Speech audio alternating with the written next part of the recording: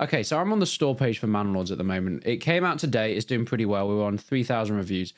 I think also, concurrent Steam charts isn't working at the moment. But I saw somewhere that Manor has passed 144,000 concurrent players, which is crazy. If only I could actually type. Yeah, so it's not showing up for me, but some people have said that it is doing incredibly, incredibly well. However, what I wanted to do is a bit of a different video and actually have a little look at some of the negative reviews, because it's doing really well and everyone starts to love it, but there are some negative things. So I wanted to look over what people are saying, whether I agree, whether I disagree with them, but I think it'll be an interesting look in. So Wensley Dale has put 6 reviews before. A difficult game to review. I think the developer as a solo has done a good job. It looks beautiful. However, there are some issues. Hesitant to recommend the game to others who might enjoy a more challenging city builder. That is true. It is not the hardest game in the world. In fact, it's very easy, especially the early game. Let's start with the economy and production change management. A single perk makes the entire trading system obsolete and to some extent grants infinite money if you can produce select goods. Now, that is true. This is a point that I almost entirely agree with. The trader perk should be taken out. I don't think it belongs in Manor because it does ruin the trading system. Basically, what it does is when you're within the game, you can set up a trading post and you can trade certain goods, whether it's bows from the Fletcher, whether it's you've got some spare food, whether you've got some spare linen, hides, whatever. And you can trade anything back and forth, importing or exporting for a certain amount of money. Now, in order to set up a trade route, you have to buy some trade. No, you have to buy that trade route, put a bit of money into unlocking it. And these can be anywhere from 15, 16 coins up to like 250 coins. So they can be quite expensive. And normally it's like the armor trading costs a lot more money to open up that trade route. But there is a perk which levels off every trade route to 25 coins. So you can start basically trading bows for 25 coins like that. They cost 2 planks to make. You need a Fletcher. You can do that within the first 20, 30 minutes of the game. And then you can start just rolling in money. And it makes you incredibly rich, incredibly fast. And Manor, whilst it has some fantastic parts to it, is incredibly easy. And this is just one of the reasons. I do agree with that. I understand the argument that you can just not take the perk. True. However, if you don't, the trade licenses become far too expensive to be reasonable. There does have to be more balancing on that side. I think some of them, you're right, they don't make much sense why they're so expensive for a trade license, and some of them why they're so cheap. And I think that's something that can be changed a lot. I mean, Slavic Magic, the developer, has actually mentioned that some of those trades will be changed. I think if we go onto the Manor page, they mentioned a while ago some changes that they'd done with the trading. Where is it? Here we go. Personally, I don't have a game design problem with infinite money, as some clickbaity videos say. Yes, sheeps make infinite wool, and trade-only towns were part of the design. But if you think the export abuse feedback came... But I think the export abuse feedback came in so often, I decided to YOLO as a last-minute feature. And essentially what they did is they made it so there's a global supply. So if you oversupply something, for example, we're exporting too many planks here, it will go down. So you no longer get the right amount of money in, or you get less money. This, by the way, is what I was talking about earlier, the license. So if we want to trade stone, we can't at the moment until we buy this license for 12. But this one's for 25, and some of them go up for like 200. But a perk levels them all out at 25, and I think that's the thing that people have a problem with. And I think I would definitely agree with that review. So yeah, Wesley Dale, I don't know if I would have given a negative review, but yeah, I think that's very much something I'd agree with. Further to this, I feel like replayability at this point is early access, isn't what I would hope for. I would disagree. I have played so many hours of this game, and I've got about 6 or 7 games going on at the same time, just because I want to try out every single option. Maybe I want to do farming. Maybe I want to do military. Maybe I want to do trading. I think there's a lot of replayability, but it's mostly the early game. I think for me, the end game of Manor is lacking a lot. There isn't much to do. And especially when you're trying to take over every region, you need a certain amount of influence in order to start claiming them. That influence well drains very fast. At the start, you're taking up bandit camps, killing bandits that are invading, killing enemy armies, building your manors and churches and upgrading those churches. Your influence raises quite quickly, and you're able to then start taking over regions. Towards the end game, I find myself sitting around for 3-4 hours. I had the army, I had the resources, but I couldn't attack and take the last regions because I didn't have the influence.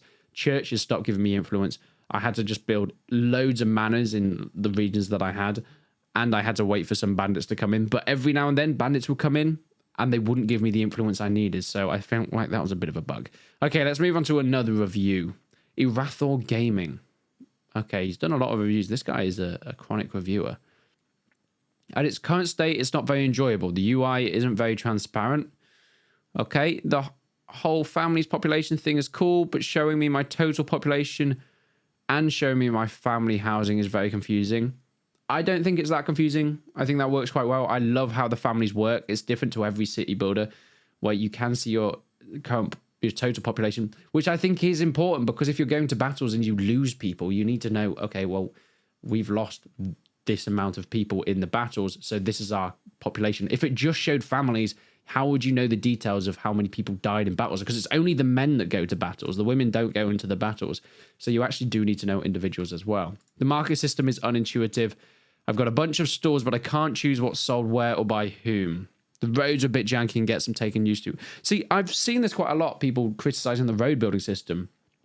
I personally have not had any issues with that. The market stores, I think, are just part of the dynamic growth of your village. I don't know what micromanaging you'd want to do there. I think it can be a bit confusing who's setting up market stores. For example, if you've got a hunter cabin and a berry picker, they'll be doing the hunting and the berry foraging, and they'll set up their own market stores. But if you put someone on the granary, they can take berries into their granary, and they can also make market stores with those same products.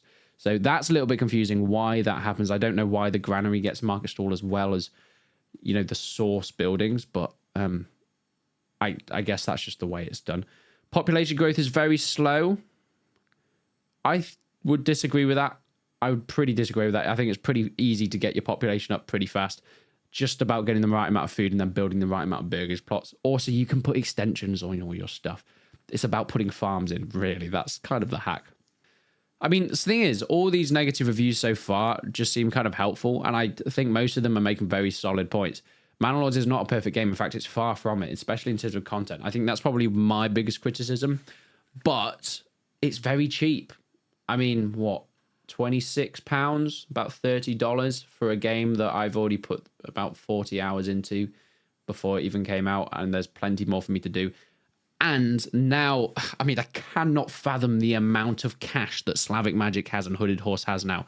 3 million wish lists, almost 200,000 concurrent players on the first day.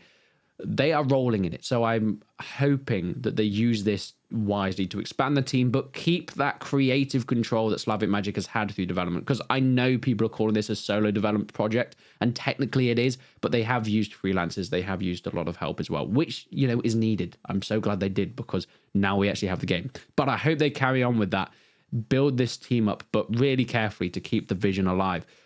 But we do need more updates. There does need to be a bit more content coming out. But, you know, I think people will be very happy with the game they have, and it will last in its current state for quite a while. I think it's really great.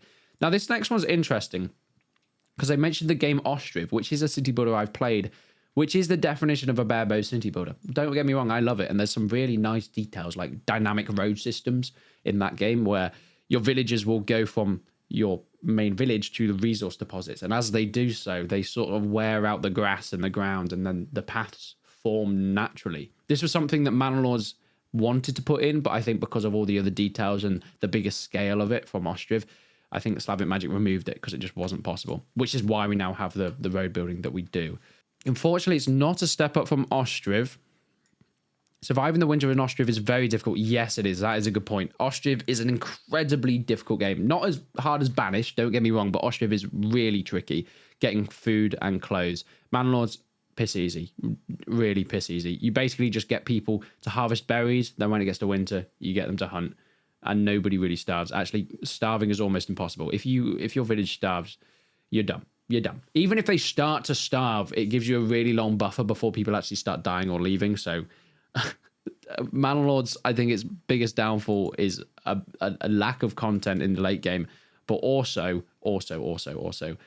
it's quite easy. There are a lot of bugs. I've not come across too many bugs. I think there aren't really any game-breaking bugs either. there are a few little things like when you're putting down burgage plots, sometimes it doesn't want to, activate or put them in. Sometimes people get stuck when you're rallying them or sallying them.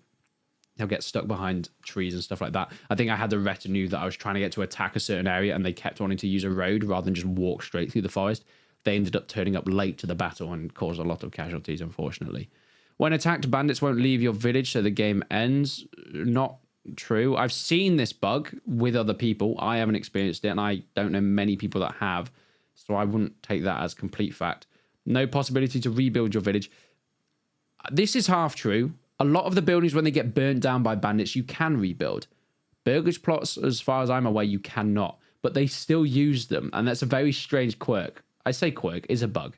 When your houses get burnt down, you can't rebuild them. You have to basically demolish them and delete them. But if you decide not to, the villagers will still... They won't realise that they burnt down, and you can just see them walking around in these burnt corpses of buildings. It's quite funny.